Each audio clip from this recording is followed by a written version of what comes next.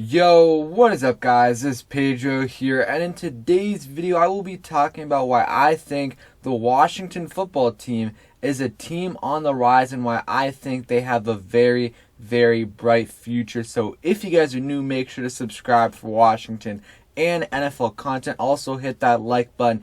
It helps out a ton. So let's get right into the video. Before last season, the Washington football team was projected to finish last in the NFC East by a lot of different people, and instead they ended up finishing 7-9 and winning their division, more than doubling their win total from 2019 when they went 3-13. And one of the biggest reasons why I think the Washington football team is a team on the rise and why I think they have a very bright future is because of the man who is in charge, and that is Ron Rivera, who, completely has changed the culture of the Washington football team, has overhauled the roster, brought in so many, new faces to the Washington football team. It is crazy. I mean, players that have not been bought in, no matter how good they are, if you're not bought in, Ron Rivera really doesn't want these players to be around. You saw Trent Williams. That's a little bit of a different scenario, but still, he wasn't necessarily bought in. Quinn Dunbar, Monte Nicholson, and others. If you're not bought in, Washington and Ron Rivera, they don't necessarily want you. They want players that are bought into the culture, and so far, I think the culture is way, way better, of course, than it was in 2019 under Jay Gruden and Bruce Allen. And this has only been one season. And the thing is, Ron Rivera did this, in his first season with the Washington football team when they didn't have any minicamp, no OTAs, a very limited amount of training camp, no preseason, and he had cancer for pretty much the entire season, and he could barely do anything, but he still was able to pretty much change the culture. And yes, the Washington football team started off super slow last year. Part of that was because new coaching staff, a young team, but also because of their quarterback situation. Dwayne Haskins, started the first 4 games, and the Washington football team finished off the season 5-2 despite starting 3 different quarterbacks during the regular season and started 1 in their playoff game, still with the worst quarterback play in the league last year. According to QBR, they still were able to win 7 games, and that was still, a lot of these games were super close. They could have won a lot more if it weren't for, bad special teams play, because Steven Sims fumbled a few times. Dustin Hopkins missed a few really, really key, kicks. And the Washington football team headed into the offseason this season with a few different holes, and I felt like they addressed them, almost all of those different holes. They brought in Ryan Fitzpatrick.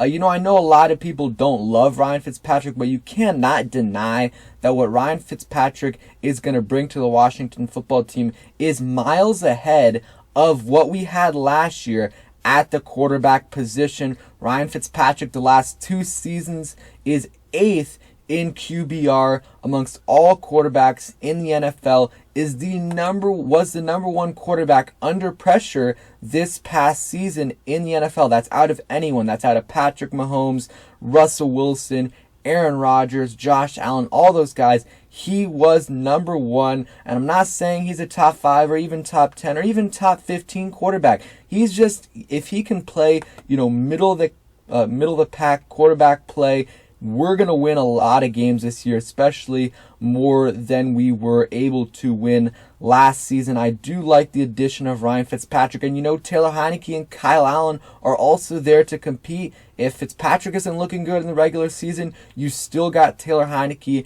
and even Kyle Allen after that to come in. So far, Ron Rivera and this front office and some of the other guys they've brought in. I mean, just look at the coaches that Rivera brought on to his staff. Brought Jack Del Rio, who I think is one of the best defensive coordinators in the NFL. I mean, he turned around a defense that was ranked, in the 27th, 28th in 2019 to the 2nd ranked defense in the NFL according to yards allowed per game. Scott Turner looked solid in his first season. He had to go through, 3 different quarterback changes, but once he had his quarterbacks, when Alex Smith was looking healthy, the offense looked pretty good. And then some of the coaches he brought in, Pete Haner, did a really, really good job with Logan Thomas and some of those guys there. Same thing with John Matsko. I really loved that hire as well. And you kept Randy Jordan, which I like. I think Ken Zampese is a good quarterbacks coach for us. And Chris Harris, I think he's going to be a defensive coordinator in a couple seasons, maybe even after this season. So Ron Rivera has been able to bring in some great great coaches to his coaching staff, which I absolutely love. And the Washington football team so far in both of the off seasons under Ron Rivera, they have brought in some great players. You look at the 2020 off season, they brought in Logan Thomas, they brought in J.D. McKissick, they brought in Wes Schweitzer, they brought in Ronald Darby, Kevin Pierre-Louis, all these really low-key signings, super cheap. And, Logan Thomas just had the best year of his career, 670 yards and 6 touchdowns.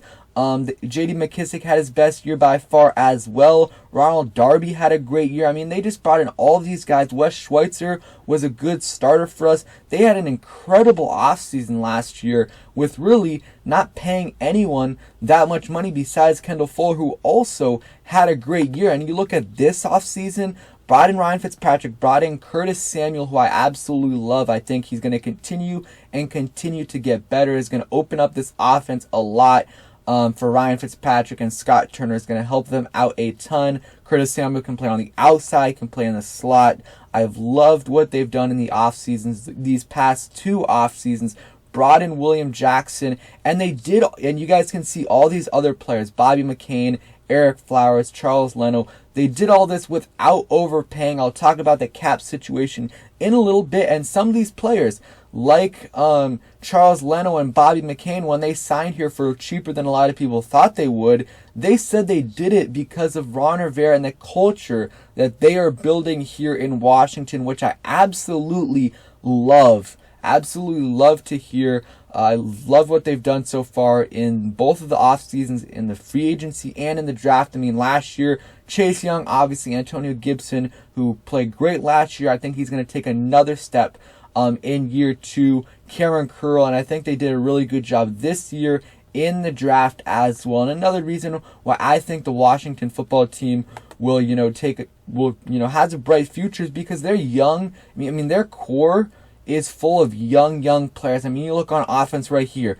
Terry McLaurin's like 25 years old. Curtis Samuel is 24 years old. De'Ami Brown is still really young. Antonio Gibson is still very, very young as well.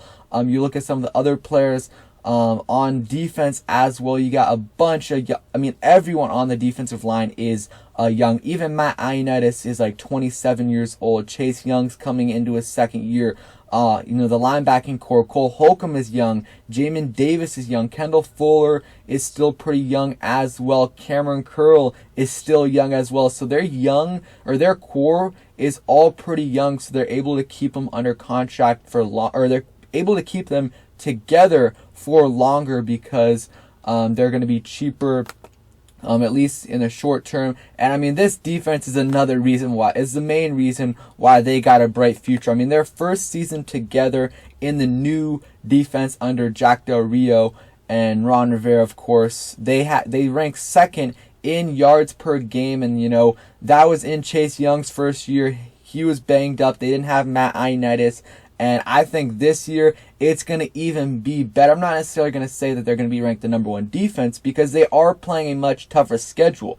But I think overall they will be a much better defense than they were last year. Their defensive line, of course, everyone knows is outstanding. They got, if you guys aren't Washington fans, you guys of course know about Chase Young, Montez Sweat, Daron Payne, and Jonathan Allen, but Matt Ioannidis was our sack leader the year before this season, but he got hurt last season. Tim Settle would also be a starter on any other team besides us, and he's our 4th interior defensive lineman. He had 5 sacks last season, so I think our secondary is good as well, and they've got them under contract for Kendall Fuller 3 more years, William Jackson 3 more years, Cameron Curl is under contract for 3 more years, and Benjamin St. Juste for 4 more seasons. So their defense is going to be together, at least the core of them, for a while, and I think they'll re-sign Jonathan Allen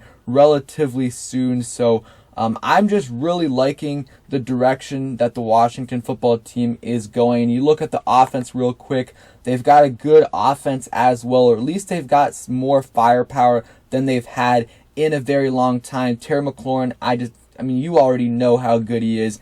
Over 1,100 yards last season with just terrible quarterback play. It's going to go up a lot with this year with Fitzpatrick and with good receivers around him. Curtis Samuel, I think he's going to take a big jump this year. His first 1,000-yard receiving season. And Gibson, I love Gibson. I think, he had a great year on the ground last year, but was new to the position. So he as well is going to continue to improve, and I think they're going to involve him a little bit more in the passing game. And that's one thing to consider, guys. Since our team is so young, they're going to continue to take leaps every single season. They also are in a very good cap situation. You look at this right here. They have about $61 million in cap space next off season, and that's still with Landon Collins on the books. So if they, get rid of Landon Collins, that's going to save even more cap space and allow them to keep this, young defense together. They'll be able to, probably extend Jonathan Allen, maybe even Daron Payne if they want to as well, and possibly give Logan Thomas an extension. We'll see about Brendan Sheriff, but overall, I'm loving the direction the Washington football team is going in. And you look at, I forgot to say this, I like how their front office is structured. They have 3 former GMs. They're very experienced, and so far I think they've done a very, very good job. We still have to see how the draft pans out, but I like that they haven't spent so much money in free agency. I think they've had some smart signings in William Jackson, Curtis Samuel. So yeah, let me know in the comments down below what you think. Do you like the direction the Washington football team is going? And I'll say it again, the main reason why I think they, are a team on the rise is because of this guy right here. He is building this ship, and, I love everything that he's doing, the culture that he's building, the team that he's building, and the organization that he is building. So thank you guys for watching. I hope you guys enjoyed the video. If you did, please hit that like button, subscribe if you guys are new, and turn on those notifications so you never miss a video. And I totally forgot about this, but yes, of course, they still need the quarterback of the future, but I think they will be able to find him, whether it's a disgruntled one in the offseason or one in the draft, because they're going to be able to trade up this year because they really have all the main holes on their team filled. So they're going to be willing to mortgage the future to get their franchise quarterback. Thanks for watching, guys. Peace.